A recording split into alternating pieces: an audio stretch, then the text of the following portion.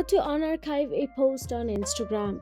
So let's get started. First of all you have to do is open the Instagram app on your mobile device and make sure that you are logged into your Instagram account. Once inside the Instagram app, all you have to do is tap on the profile icon of yours at the bottom right corner of your screen and navigate to your profile section. Then once in your profile section, tap on the three dashboard at the top right corner of your screen and navigate to the settings and privacy of Instagram. Then here scroll down and tap on the archive option available. Then once you tap on the archive, by default it shows stories archive. Tap on the drop down at the top and select the post archive.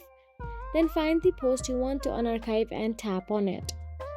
Then once you tap on it, all you have to do is tap on the three dots on the top right of the post and select show on profile.